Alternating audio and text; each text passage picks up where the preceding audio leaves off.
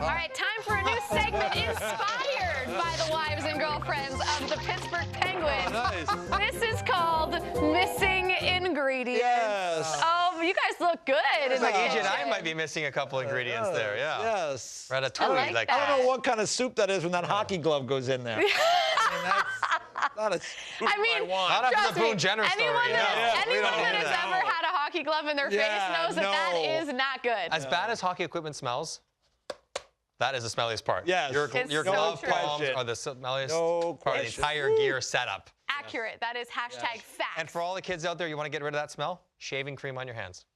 More than soap. Really? Yep. Wow. Try it next time you play. Put that in your back It'd pocket. be nice to see 8-year-olds going around looking for shaving cream now. Listen, You know, if that's it keeps those stinky hands off the kitchen table, I'll take it. Here you go, kiddo. Have Here at you it. go. All right, to the segment. Okay, Missing let's ingredients. go. We're going to look at some teams here and talk about the missing ingredient that they need if they want to contend for a Stanley Cup. Since this was inspired by the Pittsburgh Penguins and their wives and girlfriends cookbook, we'll start there. What's the missing ingredient for the Pens? I think the thing that we think about with them is the third line center, right? Because remember when they had Nick Bonino there and then Matt Cullen was there and gone. Now he's back again.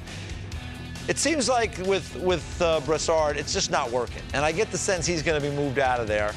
And if they could find somebody to fit that slot, it would be, I think, that would give the Penguins, I think, a real chance to get back and maybe win another Stanley Cup. And the guy that I like, that I think would be terrific there, is J.G. Pageau of the Ottawa Senators.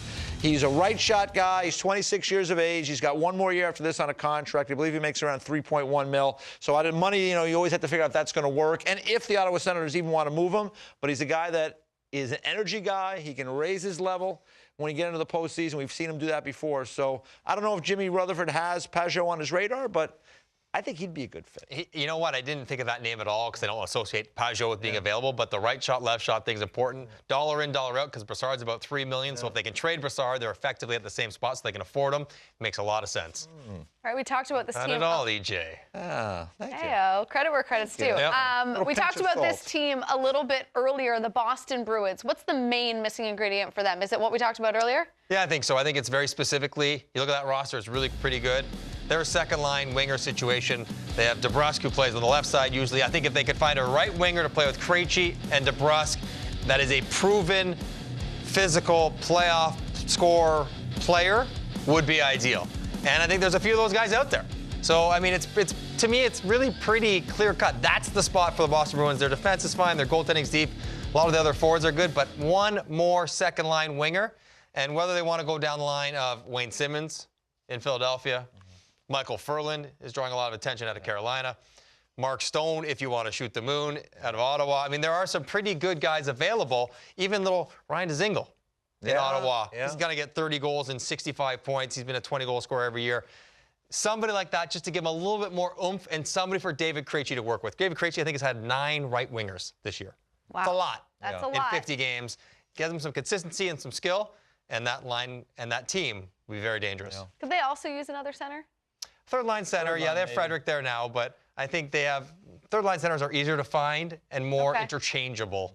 And they have a number of young players. And they have a lot of young guys. They can move guys in and out of that role, like to create a competition and to get the most out of it. Yeah. Gotcha. Achari can slide in there depending on what you want them to do. All right, our next team is an interesting one. The surprise New York Islanders lose their best player in the offseason. Been tearing it up. They were one of the hotter teams going into the All-Star break. They find themselves in the mix for top spot in the Metro Division. What could they possibly add? What's their missing ingredient? Well, for me, Thomas Hickey's been hurt. So, he comes back in, Taze has played very well for them coming in. And these guys have all played pretty well together. But when I look at it as a group, it was like, boy, if you could get one more guy, maybe a right shot guy, everybody wants a right shot defenseman, but if you can get one more guy who's experienced, maybe who's been in a deep playoff run, that can help some of those younger players, take some of the pressure off that top pairing of Leddy and Boychuk, I think that would be terrific for the Islanders. The one consideration, like a good recipe, when the Islanders have a very nice mix right now. They do. The broth is working out really nicely for them. The chemistry is good. So whoever you add, I think you've got to make sure, do your homework and make sure you can add somebody that's going to fit with the group you have. Yeah, I don't want to upset what the good thing they have going on in there. But I'd love to see some more experience. If you're going to go in and want to go a round or two or more, maybe a little bit more experience on the back end would be nice.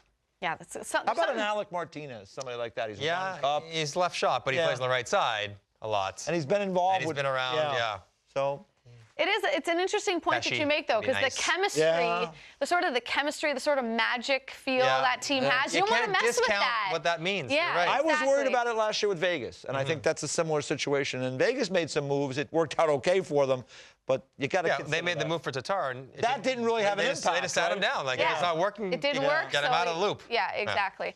Okay, how about the Winnipeg Jets, a team that's definitely considered a Stanley Cup contender? What is their missing ingredient? The same thing that they got, but was in short order last year. Paul Stastny. They need a second-line center.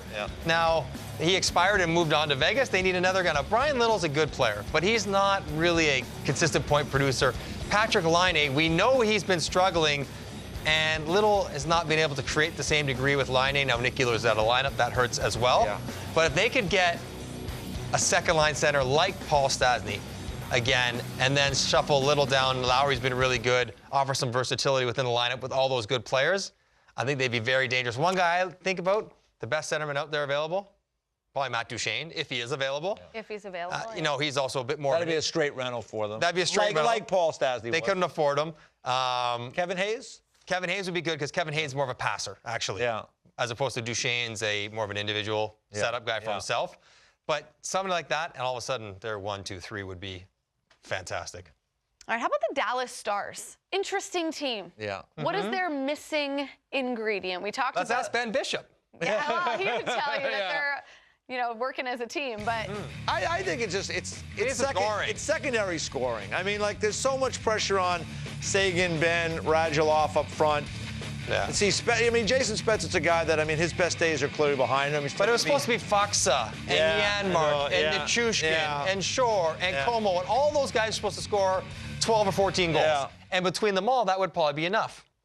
Not happening. They need some more offense, secondary, tertiary scoring, whatever line you want to put them on. They need... Like a Kevin Hayes would be good for them as well. Absolutely. Someone who just can go in there and produce a little bit of offense to help some of their other players. They should be available. There should be players like that available. Could he end up there? Well, they almost had the big trade with Karlsson last year in Ottawa, and they got close. Yeah, he'd be good there, second line. Yeah, because he can do a lot of things on his own. There'll be a lot of demand for those guys in Ottawa. I think there's pressure. I think there's pressure on Jim Nill with all the news that has come out of Dallas this year. The bottom line is, in that market, they need to make some noise. They need to get in the playoffs, and they need to make some noise and get going in the playoffs. So I think that there will be pressure on the manager to make something happen, and I think they'll try. All right, well, time will tell. One more team for you, the Vegas Golden Knights. They go to the Stanley Cup final last season. They were active at the deadline last year, acquiring a couple of players. What is their missing ingredient this year? It's Eric Haula. He broke his awful break. And so Cody Eakin's had a nice year, but again, I think a third-line center for them when they could have gone Karlsson, Stastny, Haula as a third-line guy, provide a little bit more offense than maybe some of what Cody Eakin has provided consistently. I think that would be very nice for them to round out their roster. They got, I agree and I disagree at the same time, because I do think that Eakin is nicely suited as a third center if the production from, Karlsson's production has been down this year, even though it's been good, right? Yeah, so if Karlsson was producing more and Stastny's been hurt, maybe once those guys are clicking and all going, maybe it works. Maybe. But because then you have Belmar's your 4, so if Eakin drops, he probably goes to the wing. He's not going to go to the middle. You're okay with that? I'm okay with that, because if you want 3 lines to score, is Cody Eakin going to be able to get... Now, Brandon Peary only scores, but is he going to get Oscar Lindbergh scoring? Or not? No. That's not... he's not a guy who really helps drive other players to success, so they could find someone who could do a bit of what Eakin does, play hard, responsible, physical, matchup, no problem, but also help his wingers a little bit. Doesn't have to be great, but a little bit. And then you can put a Cody Eakin on the wing. How about an experienced second goalie? Yeah, go get Brian Elliott. Yeah, if the amount of starts Fleury's had already. Although I always think, though, for any team, you lose your starter. Yeah, you're probably done anyway. You're probably done regardless. Yeah. But because Subban has been hurt and they've been bouncing around those other guys. But maybe not losing their starter, but maybe, having someone to give Fleury a little rest down the stretch. Oh, I'm only thinking about it in the playoffs once they get going. But maybe a little bit more rest. But I think Vegas would be in the playoff line by enough if they have to sneak 2 or 3 more games off for Fleury. They should be okay. But it's that time of year, we're greedy. We want everything. Check, check, check, check, check. We want a 7th defense. We want a right-shot winger. We want a 3rd goalie. We want it all. Yeah. Knowing what you want is not the hard part. No.